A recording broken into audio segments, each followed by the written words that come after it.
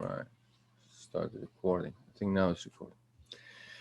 All right. So we were talking about systems with 2 degrees of freedom. Right. If I go back a little bit, a quick review where we started, just the slides from the previous class.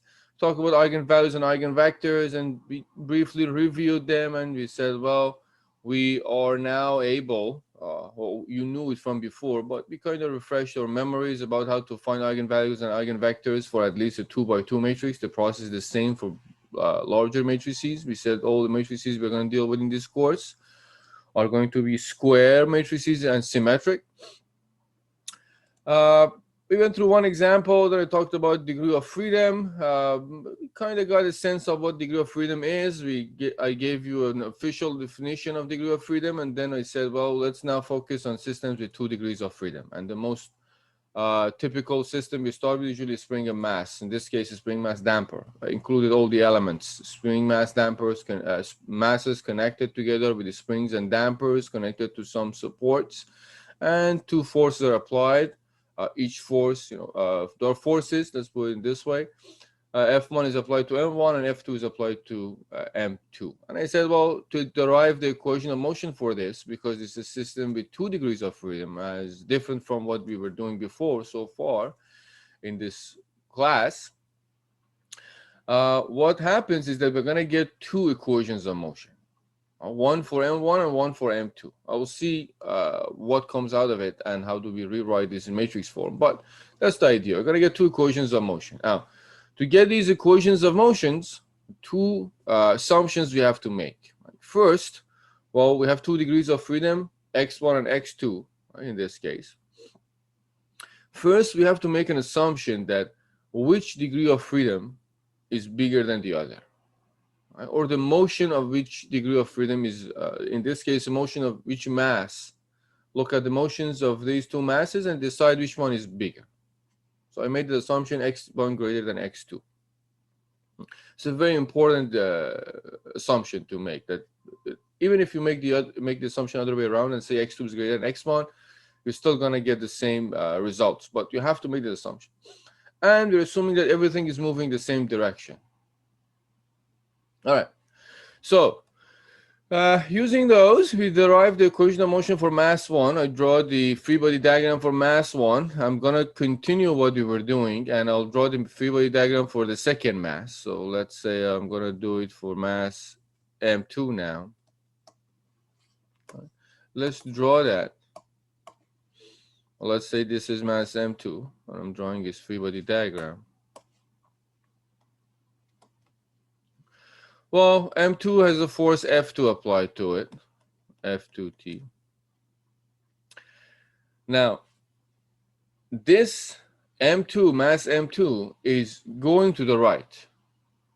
It's going to the right. It's for now, forget about this connection to M1. Just look at M2 and C3, K3, the damper C3 and spring K3.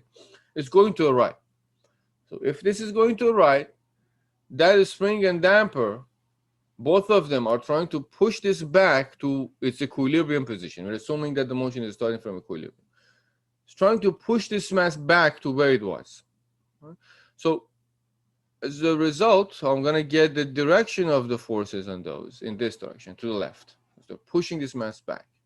And what is the force? Well, K3 x2 and C3 x dot 2. Right? Force from a spring and force from damper. Now, going to the left side of this mass, we said x1 is greater than x2. Now, 2 ways we can analyze this. First, well, we look at M1 and see where did you put C2 and the force from damper C2 and the force from a spring K2. Where did you put it and what was the direction on M1? We'll see that we put it on M1 to the left. Now, this is a system. It's like a multi-body system, right? We have 2 masses there. This force between M1 and M2, it's a force you can think about as an internal force, right? Now, if M1 is, think about Newton's third law, right? If M1 has those forces on it from K2 and C2 to the left, well, the same forces should be applied to M2 the same magnitude, opposite direction. So I'll put it this way. So these are the same forces, but in the opposite direction on M2, because these two are connected. So whatever force this applies to the other one also applies to this. The only thing is that the magnitude changes. Right? Again, Newton's third law. So K2, I keep it positive, like the magnitude. I just switch the direction. C2 x1 dot minus x2 dot.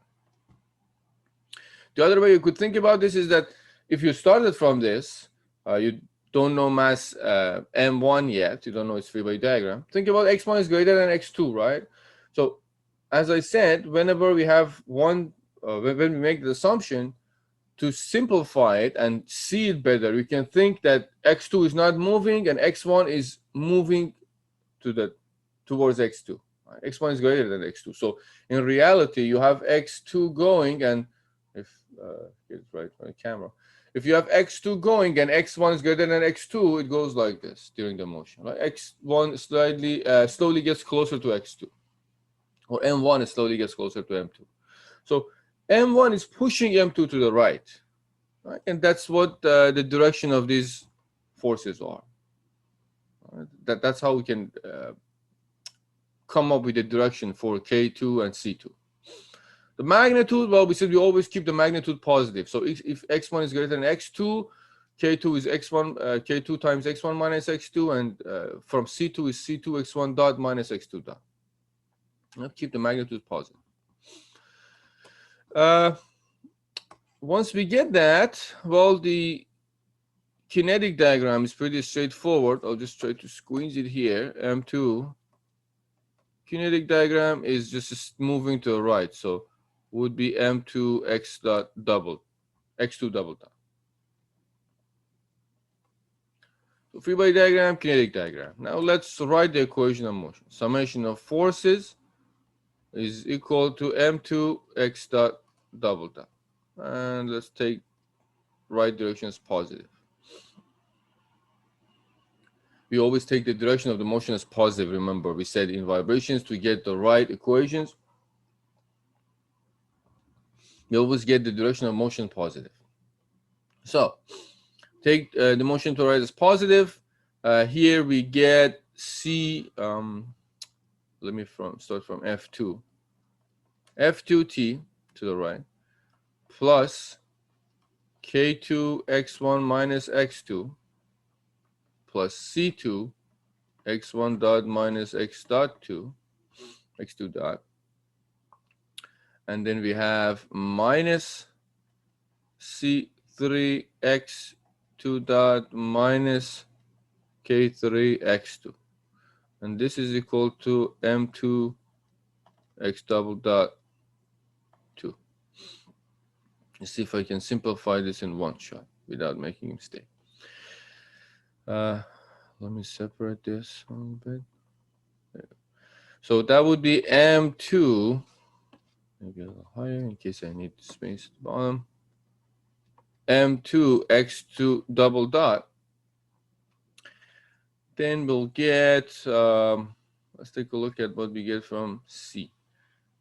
We'll get plus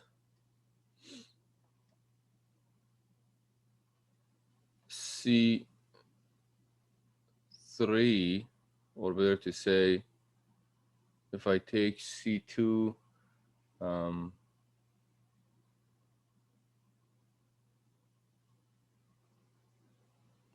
let's just do it this way. C3, I think I can do this in one shot. C3 x dot 2 goes to the right side. Yeah, I have to expand it first because I probably am going to get lost. Or, you know what? Let me give it a shot. What do we have to lose? It is going to be C2 plus C3 x dot 2. I'm just simplifying this and moving things to the right. C2, C2, and then minus C2 x1 dot. Then we have K, so we'll get plus K2 plus K3 X2, and then minus K 2x1, yeah, I think we got it, is equal to F2t. And I don't think I made any mistake, but you never know. So style, we'll see further when we go. There you go. Let me just fix this. This would be equation of motion for mass M2. So we got the second equation of motion. We double check. I think we got it right. All right. So this is the equation of motion for the second one. Now, what happens is that I'm going to write this in a matrix form. How do I do that? Let's see. I'll go to next page. I will have some matrix. Maybe it's too big for mass matrix. X1 double dot, X2 double dot. These are my 2 degrees of freedom. I want to write it in the general form. You will see that becomes mx double dot plus cx dot plus kx, but in a matrix form. So this one has x1 double dot, x1 dot, x2 dot, plus mixed matrix x1, x2 is equal to something. All right, so let's take a look at the first line for each of these matrices. And first line is going to be the first equation. So let's go back. The first equation.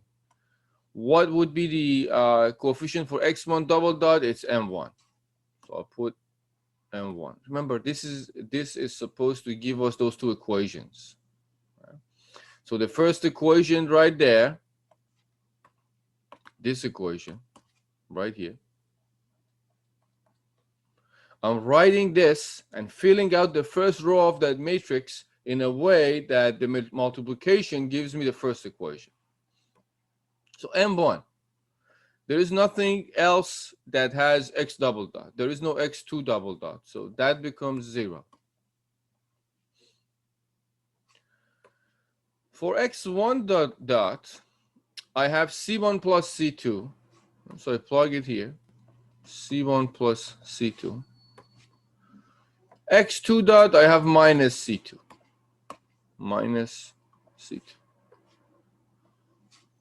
The next matrix, I have K1 plus K2 for X1.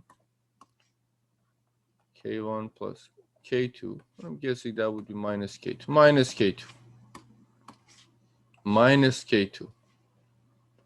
And the force for that is F1T. Not probably the best way of putting this. Would be F1T. The second line would be for this. I can find it based on the second equation, equation 2, right, for mass M2. Well, I don't have x1 double dot in that equation, but I have x2 double dot. So this becomes 0, and this becomes M2. Remember, we're doing a multiplication. So this is multiplied by this, and this one is multiplied by this one. Right? This is a matrix multiplication. So it gets a little bit of practice. It takes a little bit of practice to get used to rewriting these in matrix form. X2 dot, I have C2 plus C3. So X2 dot, C2 plus C3. For X1 dot, I got minus C2. Minus C2. For X2, I get K2 plus K3. And for X1, I get minus K2. Minus K2. And then the force is F2T. So if you do the math there, let me just do it for the first just do it quickly. If you do the multiplication there, this becomes m1 x1 double dot plus 0 x2 double dot plus c1 plus c2 x1 dot minus c2 x2 dot, right? I don't need to write it this way. Minus c2 x2 dot plus k1 plus k2 x1 minus k2 x2 is equal to f1t. You can do this for the second line too. This becomes 0 m2 0 x1 double dot plus or better to say minus, if I want to follow that, minus c2 x1 dot plus c2 plus c3 x2 dot minus k2 x1 and plus k2 plus k3 x2 is equal to f2t. I forgot the important term of where did our mass go. So 0 times x1 double dot plus m2 x2 double dot. So if you do this multiplication, you'll get those two equations. I just rewrote those two equations in a matrix form. All right. Hopefully you remember multiplication of matrix and vectors. All right. This is a 2 by 2 matrix multiplied by 2 by 1 vector. It's a 2 by 2 matrix, 2 by 1 vector, 2 by 2 matrix, 2 by 1 vector is equal to 2 by 1 vector. Right. Now let's see what we have there. This is pretty interesting. Now what we get is, if you simplify this or write it in a different notation, this would be m x double dot plus c x dot plus k x is equal to f t. I'm looking at these as vectors, and this is 2 by 2, this is 2 by 1, 2 by 2, 2 by 1, 2 by 2, 2 by 1, and this is 2 by 1. So remember this form of the equation, mx double dot plus cx dot plus kx is equal to f. This is a general form of the spring mass damper system under force vibration. We exactly got the same thing, right? But since we have a system with 2 degrees of freedom, now it's written in a matrix form. So this is called mass matrix. Instead of mass, now you have mass matrix. Mass matrix. Instead of damping you had before C, now you have damping matrix. Instead of K that you just had for stiffness, now you have a stiffness matrix. And this is just your force vector. So very similar to what we had before, but now we have it in matrix form. Right? So this is the equation of motion for this system. Very similar to that. Now, we found the equation of motion, right? This is good. This is, and it looks very familiar. Now, we are not going to, within this course, at least within the scope of this course, we are not going to discuss damping in a system with 2 degrees of freedom. We are going to discuss mass spring system, or 2 degree of freedom system, with and without force. So we're going to discuss when there is no force. So we just discussed the free vibration of system with 2 degrees of freedom, and we're going to discuss the force vibration of a system with 2 degrees of freedom. From there, we can talk about vibration absorbance. Now, there are 2 ways to solve this. One is direct method, and the other one is molar analysis technique. I'll be more focused on molar analysis technique, but in order to introduce some concepts. You remember when we started talking about systems, vibrating systems, I introduced some concept, natural frequency of the system and what it is, what it means. Then we went from there to resonance, the concept of resonance. Now I have to introduce similar concepts. Now we have a system with 2 degrees of freedom, so we're going to have 2 natural frequencies. If you have a system with 10 degrees of freedom, you're going to have 10 natural frequencies, right? If you think about, I don't know if you have done finite element modeling with software packages and probably Abacus or NX, what they do is that if you have done model analysis or vibration analysis with them, what they do is that, let's say you have a plate, right? You divide that to elements. Let's say you divide it into very small elements, right? That's pretty much what you do. You make the mesh. I don't know why this is so thick. You make the mesh, right? Some mesh, coarse or fine, and then, you know, basically solve the equation. You get a result that's a pretty ugly mesh, but usually get better mesh. You get you solve this, and typically the way they solve the equations for one element, right?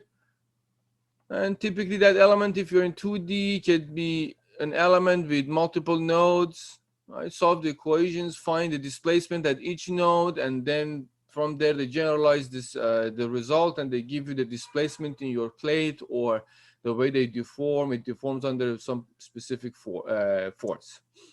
Now, what happens then?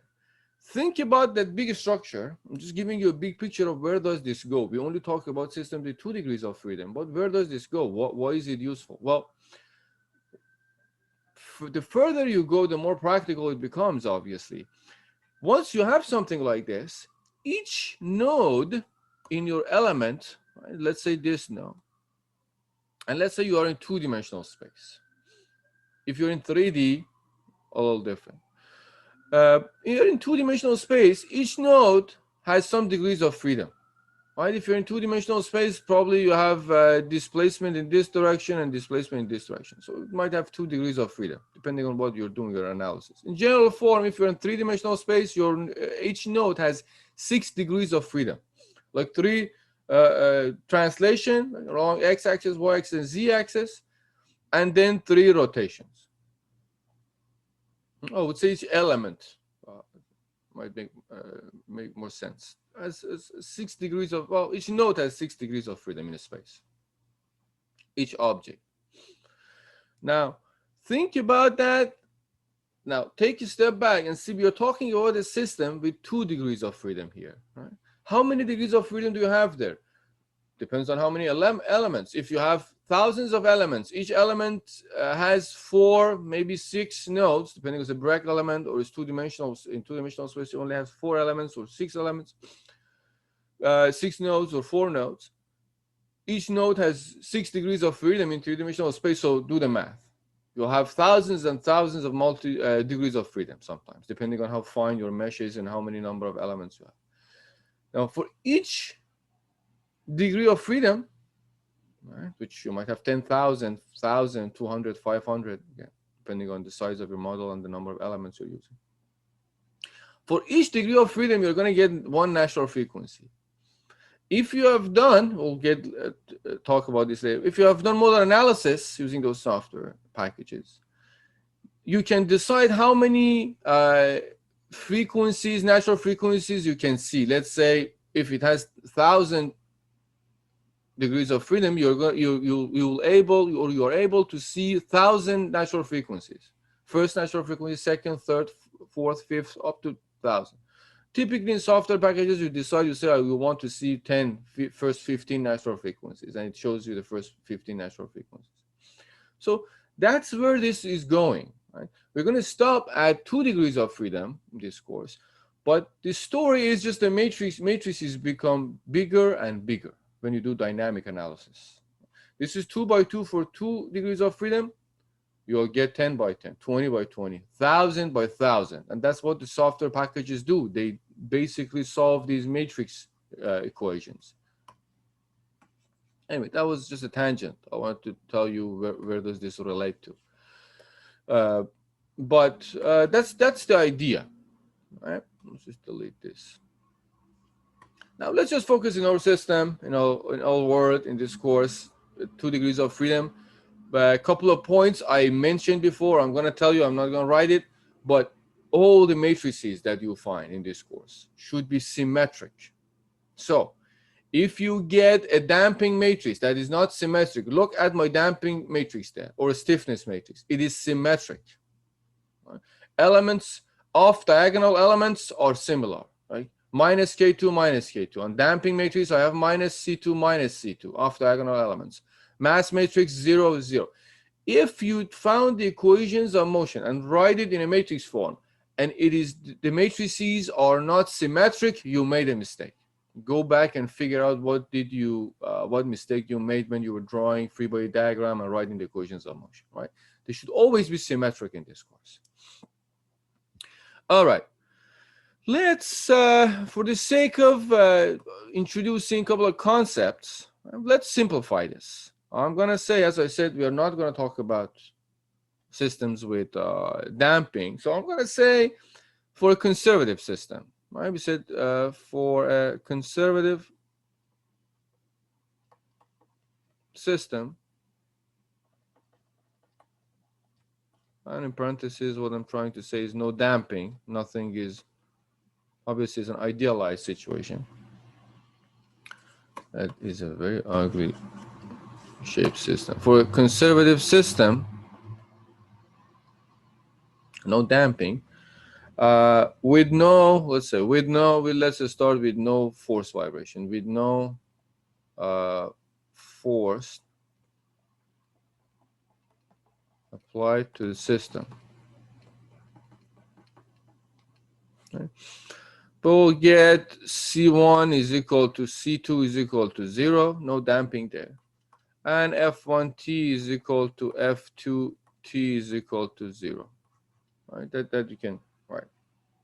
So I can rewrite this matrix form. The equation, I'll get M1, 0, 0, M2, right, multiplied by X1 double dot, X2 double dot, plus, there is no damping matrix, all of those are 0. And the stiffness becomes K1 plus K2 minus K2 minus K2, K2 plus K3, X1, X2. The other side is 0. It becomes like that. I'm going to make it even more simple. For a specific case, we're going to look into how things work and how can we actually introduce a couple of, well, let's just go with this first. Now, this becomes a free vibration for a system with 2 degrees of freedom. Now, let's use direct method. As I told you, there are 2 ways of doing this, using direct method or model analysis technique, which I introduced later on, and that's the main method we're going to use. But let's use just direct method. Direct method tells us that let's assume the solution, well, the same way we were solving equations of motion for system with 1 degree of freedom, right? We said, well, if this is the equation of motion, let's if it's free vibration, which is the case here, so some initial displacement velocity are given to the system. Keep in mind now we're talking about 2 degrees of freedom. Let's say I want to solve this, and I say, well, this is going to be harmonic, the same logic that we said. This is a differential equation in a matrix form, is harmonic. Let me just assume some solution and plug in those solutions and find the coefficients. Right? So I'm going to assume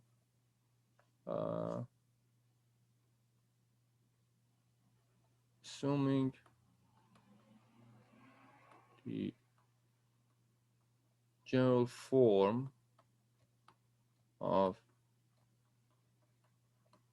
the solutions. Now we have 2. So I'm going to assume X1 is, let's say, x1 or x1 as function of time. Let's just make it a little better. x1t is x1 sine omega t minus, let's call it phi, and x2t is x2 sine omega t minus phi.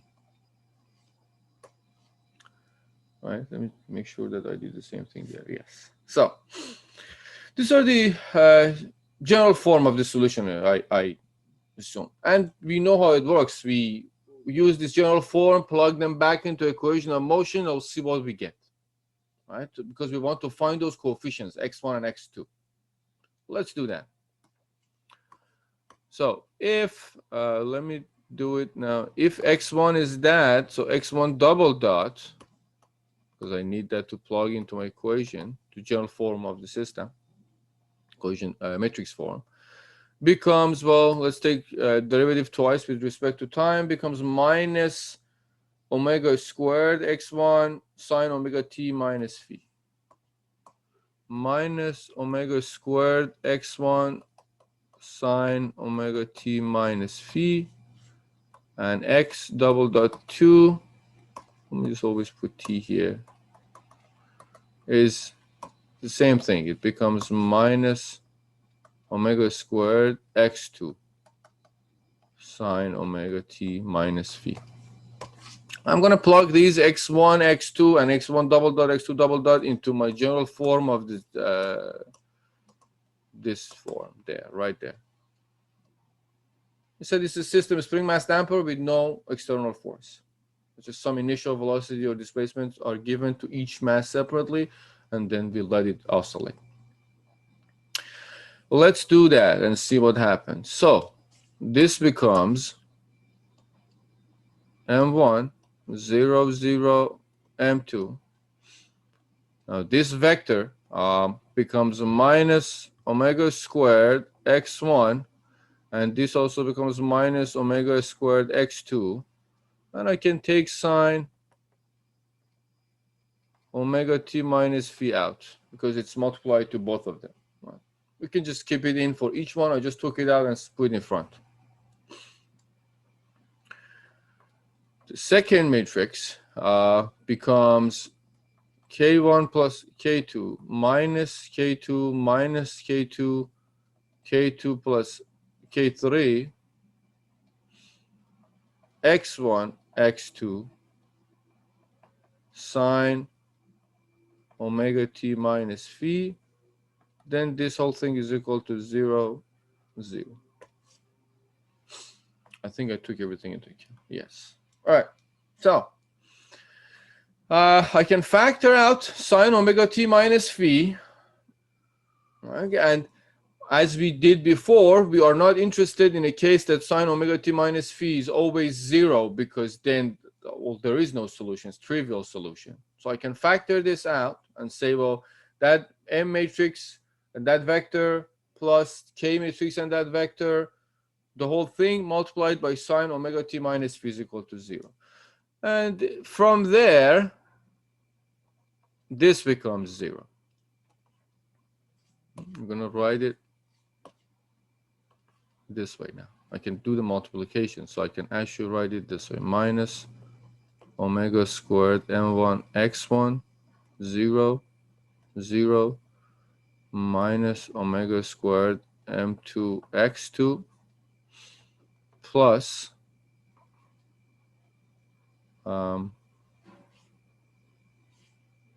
no, let me just write it first. Maybe it's easier to follow if I just,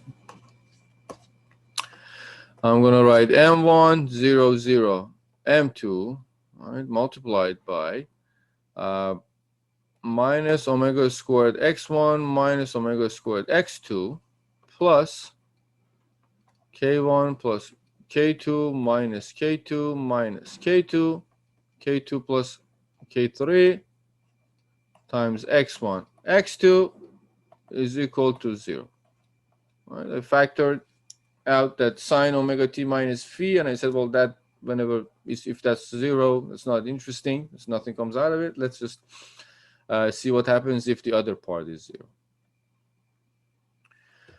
All right, so let's take this one step further and multiply these omegas minus omegas to m1 and m2, and then factor out x1 and x2. Here is what I'm trying to do. Minus omega squared m1, 0, 0, minus omega squared m2. This is one matrix. Plus k1 plus k2 minus k2 minus k2. That's a very ugly k2. Minus k2 and k2 plus k3. The whole thing multiplied by x1, x2 is equal to 0.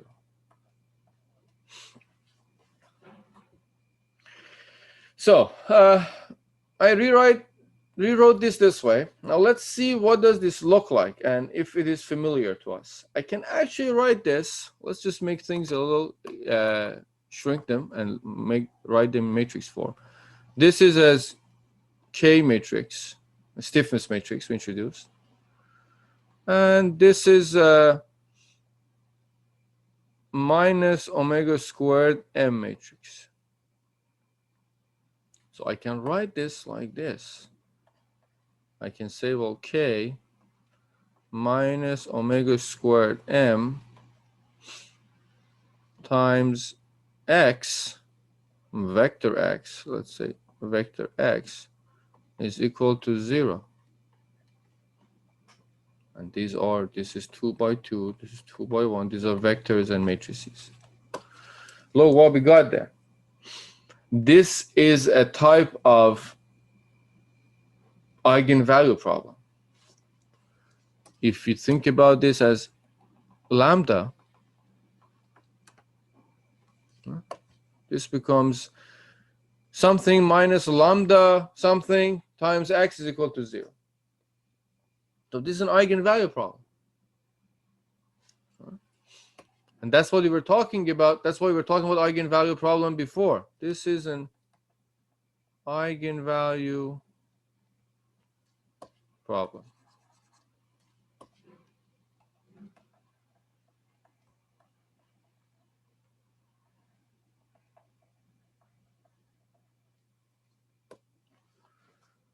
We had, if you can multiply, you can divide the left side by x, by m, and make it k over m minus lambda I, if it's more comfortable for you to see it as an eigenvalue problem. But it's the same thing.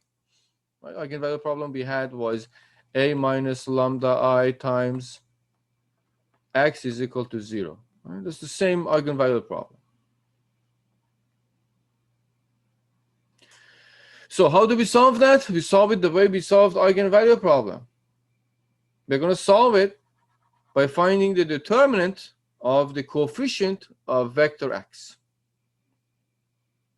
Right now, before doing that, let's just make it a little more simpler. And I'm going to say, let me see if I can make it before I make it simple. Okay. So let me add this right here. So if we write this and we solve this, right, this is going to be, I can write it for you there.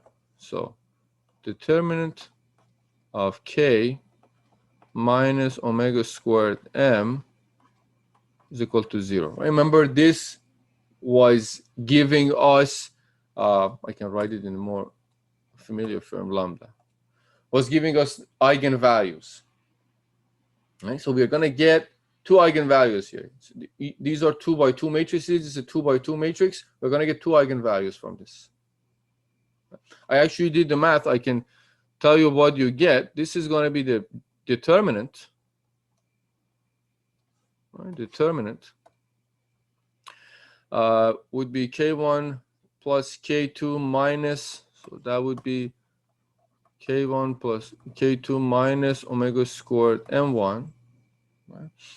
This would be minus k2, and this would be k2 plus k3 minus omega squared m2. This determinant equal to 0. That gives you the roots of this is going to give you, are going to give you eigenvalues. Right?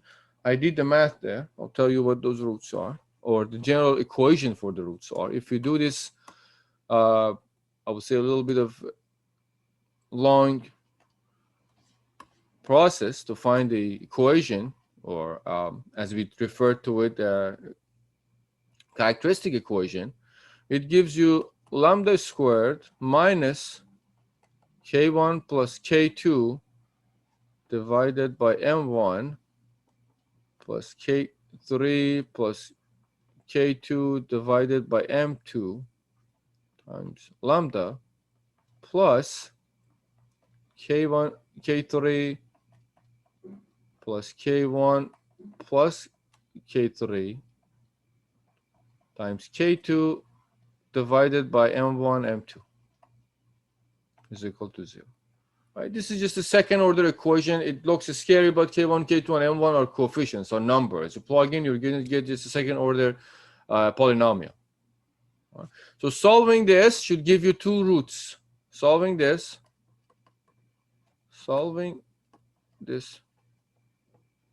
equation, second order, right? Assuming that these are some coefficients, gives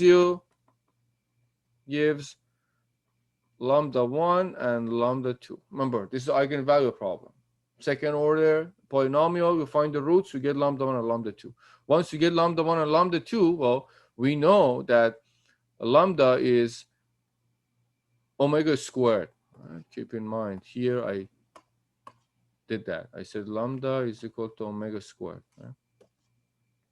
So we get lambda 1, or I would say even better, you get omega 1 would be a square root of lambda 1, and omega 2 would be a square root of lambda 2.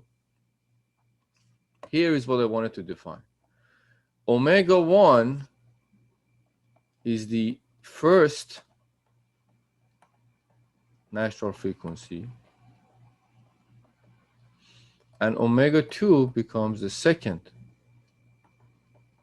natural frequency. So now we have a system with 2 degrees of freedom, and we have 2 natural frequencies instead of 1. Right? We define natural frequency, remember, all the way back at the beginning. The frequency with which the system oscillates when there is a disturbance, and we just let it oscillate by itself. Right? For a pendulum, for a spring mass system, you give some initial displacement and let it go. It oscillates with natural frequency. This is for a spring mass system or for a pendulum.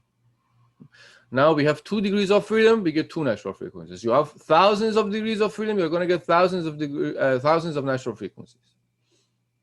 Mathematically, you saw the equation. We find the equation of motion right in matrix form. We get an eigenvalue problem, the determinant.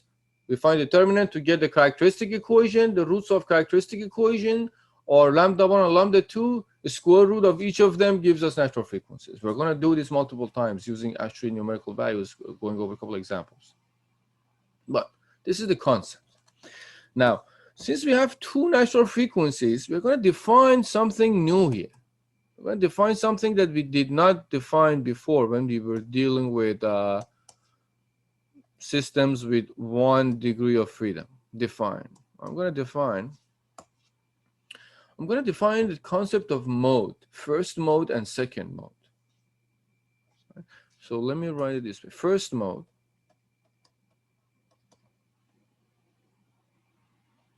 is a very important concept in vibration analysis. I'll write it this way. If the system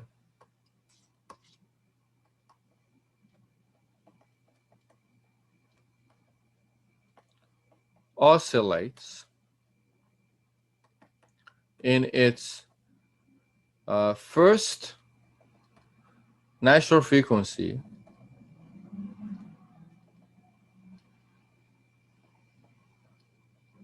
what does that mean? It means the oscillation, we have 2 masses, we have 2 natural frequencies. Let's say the whole system is oscillating in 1 frequency, and that frequency is natural frequency, first natural frequency. It's said that it, how should I put it? It said that it is in its first mode and we define also the first mode shape as, or we define it as x. Keep in mind, for each of these eigenvalues, you get an eigenvector.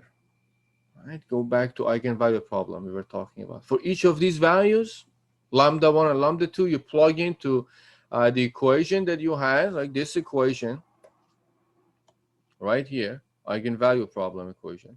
You get an x vector. Going back again to remember when we were doing it for a simple matrix, right? For lambda 1, we get x1. For lambda 2, we got x2. Now, in the context of vibration analysis, x1, which is associated with the first natural frequency, first lambda, is the first mode shape. And we represent that with x11 and x12. There's two elements in this vector. This is mode shape. The first mode shape is this. I'll tell you what mode shape is, exactly the concept of mode shape. But remember, you get two natural frequencies for a system with 2 degrees of freedom, and we define the concept of mode. So if the system oscillates in its first natural frequency, the eigenvalue would be the eigenvalue you get. Oh, let's rephrase that. You get two natural frequencies. You get two lambdas. For each lambda, you get one natural frequency. So you get two natural frequencies. Now, for each lambda also, plugging it into eigenvalue problem, general form, you get a vector, eigenvector. Now, that eigenvector, when we're talking about it in math, now in vibrations, that eigenvector is the mode shape. What is the mode shape? Mode shape pretty much describes, I'm going to refer to this definition more and multiple times. Mode shape basically describes the relative displacement of the degrees of freedom in a system. You want to rephrase that? The ratio of the amplitudes of the motion. So it tells us, x1 tells us if the system is oscillating in its first natural frequency omega 1, what is the ratio between displacement of mass 1 and mass 2? If mass 1 moves 1 meter or 1 centimeter or 1 millimeter or 1 inch, how much does m2 move? It tells us the shape, right? How do they move with respect to each other? Or what is the relative displacement or the ratio of amplitude, I would say. The second mode,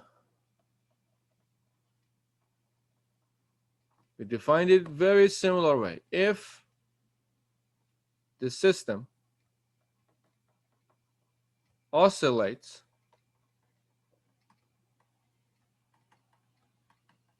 in its second natural frequency,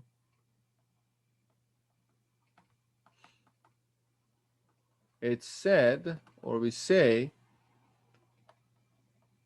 that it is in its second mode,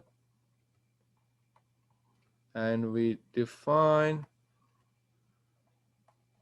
also the second mode shape. Remember, this mode shape is the eigenvector you get for the second eigenvalue. That becomes x2 with two elements, like x2, 1, x2, 2.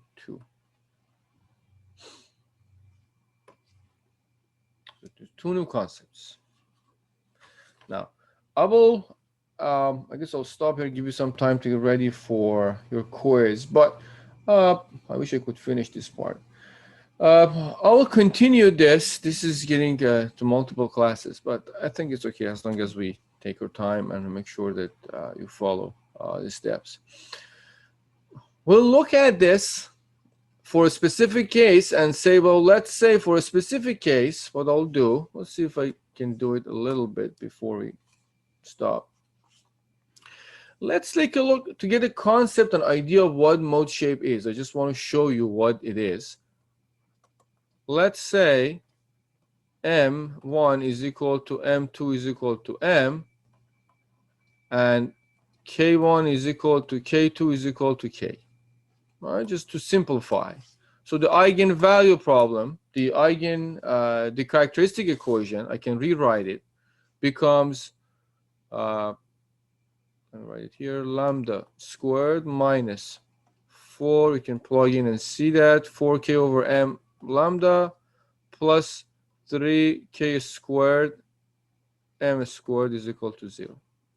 And if you find the characteristic roots, lambda 1 because k over m becomes, and lambda 2 becomes 3k over m. From there, omega 1 becomes square root of k over m, and omega 2 becomes the square root of 3k over m. All right, I got two natural frequencies. This is first natural frequency, and this is the second natural frequency. In this case, you see the first one looks very similar to what we had for a single degree of freedom system. Right? So, just going to quickly wrap it up. At omega, at lambda equals to lambda 1, let's write it this way, lambda equal to lambda 1, well, let's just follow the way we were doing it. For lambda equals to lambda 1, right, for the first eigenvalue, which gives us the first natural frequency, we can write this equation. Yeah, let me just stop here. I'll just finish this in next class. There are a couple of things I really want to explain before we go further, and then I'll go over an example in next class. Maybe that's better if I go over the old steps for that example. All right. Let me stop.